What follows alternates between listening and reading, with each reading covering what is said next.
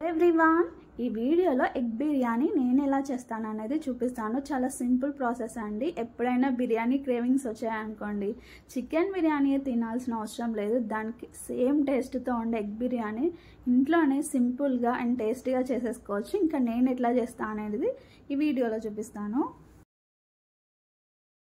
ఇంకా first step ఏంటంటే, బిర్యానీ అంటే ఫ్రైడ్ ఆనియన్స్ లేకపోతే ఎట్లా, దానికోసం ఒక బాండీ పెట్టేసి కొంచెం ఆయిల్ వేసేసి సన్నగా పొడుగ్గా కట్ చేసుకున్న ఆనియన్స్ వేసుకొని గోల్డ్ కలర్ వచ్చేదాకా ఫ్రై చేసుకోవాలి. హై ఫ్లేమ్ పెట్టి ఫ్రై చేసుకున్నారంటే మంచిగా గోల్డ్ కలర్లోకి వచ్చేస్తాయి, క్రిస్పీగా వస్తాయి అన్నమాట ఫ్రైడ్ ఆనియన్స్. ఇట్లా ఫ్రై చేసుకొని పక్కకు తీసేసుకోండి. ఇంకో సైడ్ కొద్దిగా వాటర్ వేసేసి రైస్ ఉడికించుకోవడానికి వాటర్ పెట్టేసి ఇంకా అందులో స్పైసెస్, బిర్యానీ ఆకు, ఇంకా కొంచెం గీ, కొంచెం పుదీనా లేదా కొత్తిమీర వేయాలి. నా దగ్గర ప్రజెంట్ అయితే పుదీనా లేదు, అందుకోసమే కొత్తిమీర వేసేస్తున్నాను. సో కొంచెం కొత్తిమీర వేసేసి రుచికి తగ్గ సాల్ట్ వేసేసి వాటర్ మంచిగా బాయిల్ చేసుకోవాలన్నమాట.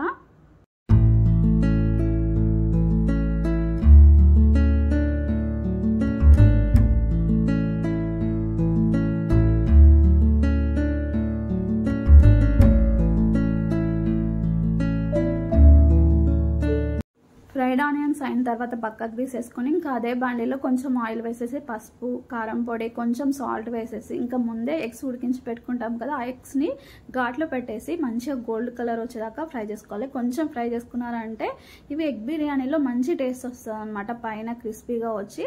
సో కొంచెం గోల్డ్ కలర్ వచ్చేదాకా ఫ్రై చేసుకోవాలి.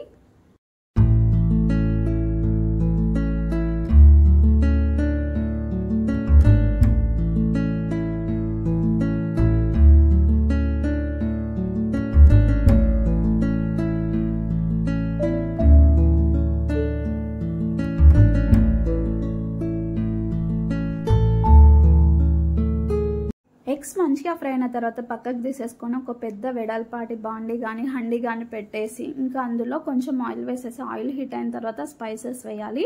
స్పైసెస్ మంచిగా ఫ్రై అయిన తర్వాత ఒక 4 పచ్చిమిర్చి పొడుగ్గా కట్ చేసిన వేసేసి అవి కూడా ఫ్రై అయిన తర్వాత ఆనియన్స్ వేయాలి. ఆనియన్స్ కొంచెం ఫ్రై అయిన తర్వాత ఇంకా అందులో అల్లం పేస్ట్ వేసేసి బాగా ఫ్రై చేసుకోవాలి.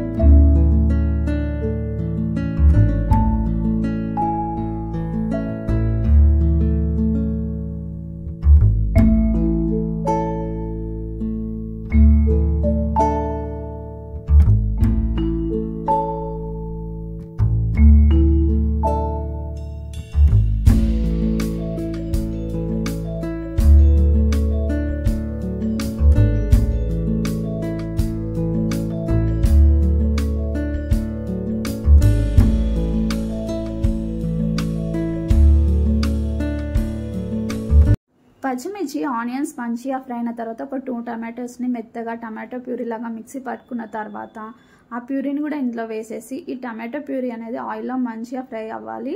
అంటే ఆయిల్ పైకి తేలుతుంది చూడండి, అప్పటిదాకా ఫ్రై చేసుకోవాలి. ఇంక ఇందులోనే పసుపు, కారం పొడి, సాల్ట్, గరం మసాలా, బిర్యానీ మసాలా, ఇంక ఈ మసాలాలన్నీ వేసేసి ఒక 5 మినిట్స్ అంటే ఈ ప్యూరీకి మసాలా అంతా పట్టే విధంగా ఫ్రై చేసుకోవాలి. ఇంక ఇప్పుడే ఇందులో కర్డ్ వేయాలన్నమాట. కర్డ్ ఎక్కువ ఎంత వేస్తే అంత బాగుంటుంది బిర్యానీ, కమ్మగా ఉంటుంది, ముద్దలాగా ఉంటుంది అనమాట.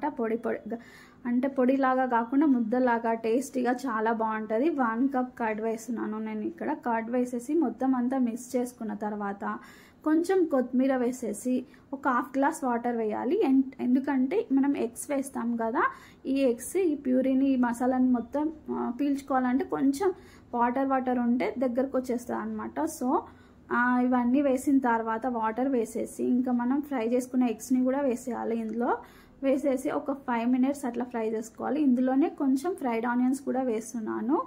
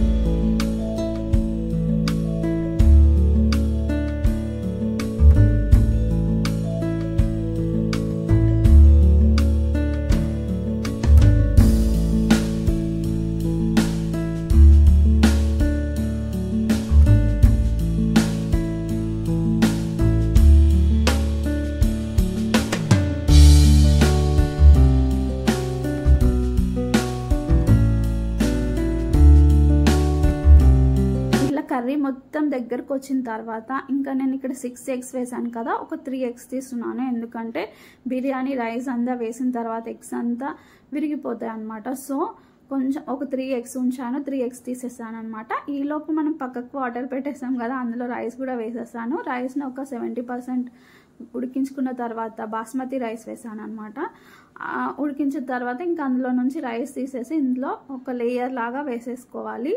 మొత్తం అంతా వేసేసి ఇంకా దానిపైన ఫ్రైడ్ ఆనియన్స్, పుదీనా లేదా కొత్తిమీర, ఇంకా కొంచెం బిర్యానీ మసాలా, కొంచెం గీ వేసేసి ఇంకా food colour, yellow food colour వేసిన, ఇంకా 3 ఎగ్స్ తీసాను కదా, ఆ ఎగ్స్ కూడా వేసేసి మూత పెట్టేసి ఒక 15 మినిట్స్ అట్లా దమ్ చేయాలన్నమాట. ఒక సిమ్ పెట్టేసి 15 మినిట్స్ దమ్ చేసేసి స్టవ్ ఆఫ్ చేసి ఒక 10 మినిట్స్ ఉంచారంటే ఎంతో టేస్టీగా ఉండే ఎగ్ బిర్యానీ రెడీ అయిపోతుంది.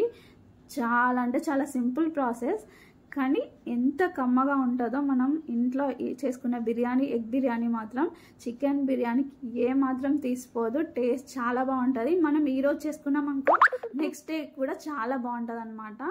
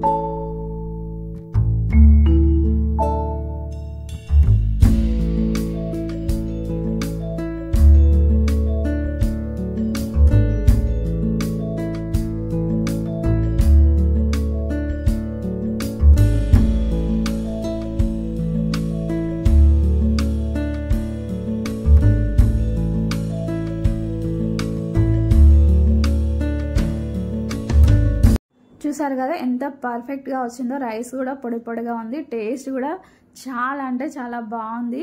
చాలా సింపుల్ ప్రాసెస్. మనం ఎప్పుడన్నా బిర్యానీ క్రేవింగ్స్ వచ్చినాయి అనుకోండి, ఈజీగా చేసేసుకోవచ్చు అనమాట.